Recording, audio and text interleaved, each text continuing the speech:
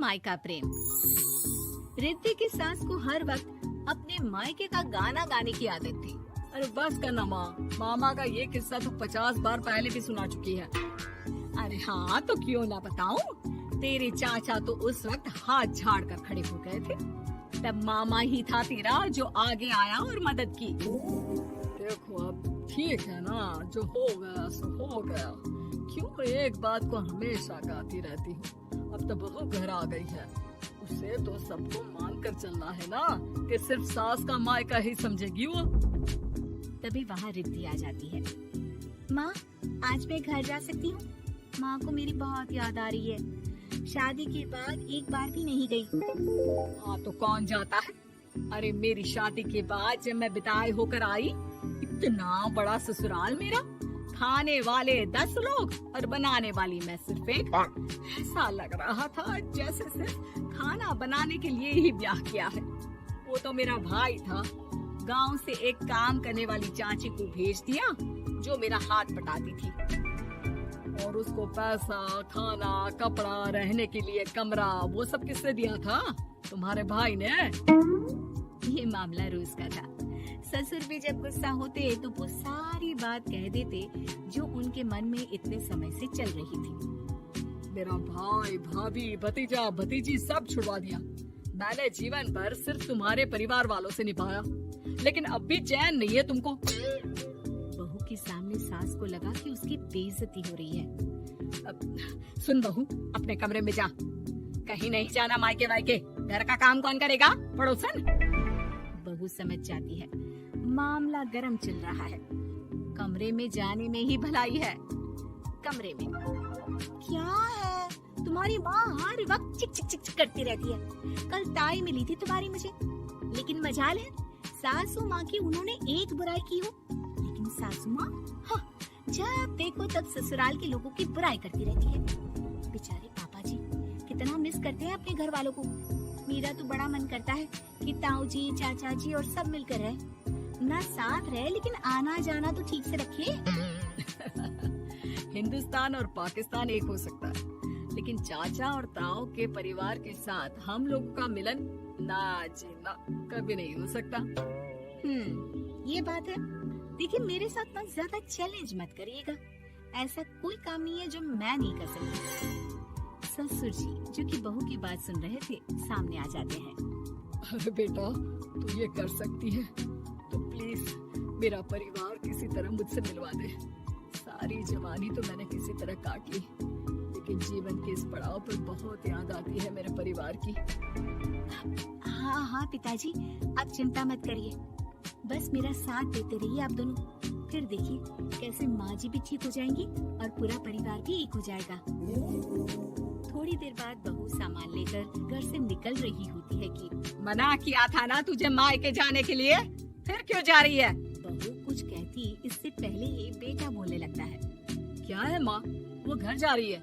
वैसे भी उसके माता पिता ने मुझे 10 लाख दिए तब जाकर मेरा काम शुरू हो पाया, वरना तूने मेरे लिए किया क्या है? अरे वाह बेटा, बचपन से पढ़ाया लिखाया, तेरे दुख दर्द में जगी, और आज वो लोग तुझे सही लग रहे हैं। और फिर ससुराल में लड़की खुश रहे, ये तो मायके वालों की जीवन भर की जिम्मेदारी रहती है। तो ये तुमको भी तो सोचना था ना। ताऊ जी ने पापा को पढ़ाया लिखाया, जब तुम नहीं आई थी तो पापा के लिए ताई जी ने पापा की माँ की तरह देखभाल की। अब बोलिए। अरे तू कुछ नहीं जानता बेटा, तेरे पापा को सब पता है, तभी वो उन लोगों से वास्ता नहीं रखते। मैं उन लोगों को जानता हूँ, लेकिन मैं तुम्हें नहीं जानता कि तुम्हारे मन के लायक काम नहीं हुआ तो तुम घर की शांति बर्बाद कर दोगी। सास जोर जोर से चिल्लाने लगती है। तभी वहाँ सास का भाई आ जाता है। अरे क्यों आप लोग मेरी बहन को परेशान करते रहते हैं? पहले ये जीजा कम थे, जब बहू भी आ गई। बहन, मैंने तो 30 साल पहले ही बोला था, अपना हिस्सा ले और छोड़ इन लोगों को, चल अपने साथ। बहू समझ जाती है कि मामा ससुर की नजर किस पर है। देखा, तुम लोग मुझे अकेला मत समझना, मेरा भाई खड़ा है आज भी मेरे लिए। बहू मायके जाती है और आते वक्त साथ में एक नौकरानी ले आती है। अरे बहू, कुछ खाने को दे दे। अरे आंटी, क्यों भाभी को परेशान करती रहती हो। उनके भाई ने मुझे जिम्मेदारी दी है, किसी भी चीज की परेशानी नहीं होनी चाहिए भाभी को। जो चाहिए मुझे बोलने का। हाय हाय, बहू के मायके वालों का इतना दखल। ये मेरा घर है, कोई कल का आए इसे पूरा कैप्चर कर ले, ये बर्दाश्त नहीं होगा मुझसे। क्या हो गया सासू माँ, क्यों सुबह सुबह चिल्ला रही हैं? चमेली, ओ चमेली, क्या कहा था मेरे भाई ने तुझे? अरे दीदी बहुत तेज है आपकी सासू माँ। मैंने तो बोला कुछ चाहिए तो मांग लो मुझसे। अरे निकल यहाँ से, घर को रेलवे स्टेशन बना रखा है, जो देखो वो घुमा जा रहा है यहाँ से वहाँ। ये कहीं नहीं जाएगी, ये जाएगी तो घर का काम कौन करेगा? मैं। हाँ, और क्या करती है बहुएं? घर का काम ही तो करती है, इसमें नया क्या है? तभी वहाँ ससुर जी आ जाते हैं। हाँ, तो यही बात तो तुम्हें भी समझनी चाहिए थी ना। आज बहू के मायके से नौकर आ गया तो तुम्हें बुरा लग रहा है? अरे तो उस वक्त गर्मा गर्म खाना तो सबने खाया ना। ऐसा तो नहीं है कि मेरे मायके का नौकर था तो सिर्फ मेरे लिए बनाता था। अरे निकालो इसे, फिलहाल बाद में बात करती हूँ। सास का गुस्सा जोर से नौकरानी पर फूटता है। तभी वहाँ बेटा सामान के साथ आकर खड़ा हो जाता है। चलो रिद्धि, तुम ठीक बोलती हो। मेरी माँ को तो हम लोगों की कोई फिक्र है ही नहीं, ये तो सारा दिन सिर्फ अपने बारे में सोचती है। और देखिए, मैं अब से कह रही हूँ कि अब से इस घर की तरफ आपको देखना भी नहीं है। नहीं आना आज के बाद इन लोगों से मिलने।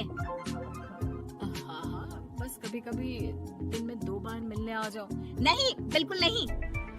ससुर झूठा नाटक करते हुए, मेरी बीवी ने मुझे मेरे ही परिवार से दूर कर दिया, आज बहू मेरा इकलौता बेटा दूर कर रही है। हाय, कैसे जीऊंगा मैं? वाह, वो भाई जो आपको बेटे की तरह मानता था, उन्हें छोड़ने में तो दुख नहीं हुआ। आज खुद का बेटा छोड़कर जा रहा है तो कैसे जीऊंगा? बड़े आए। अब सास समझ चुकी थी कि उससे गलती क्या हुई है। मुझे माफ कर दे बहू, अब मेरी समझ में आ गया कि अपनों से दूर कर बीवियां पति का भला नहीं बल्कि उन्हें जीवन में अकेला कर रही है। मुझे माफ कर दे, मैं अब सबसे माफी मांग लूंगी। ससुर जी दूर से बहू को हम सब दिखाते हैं।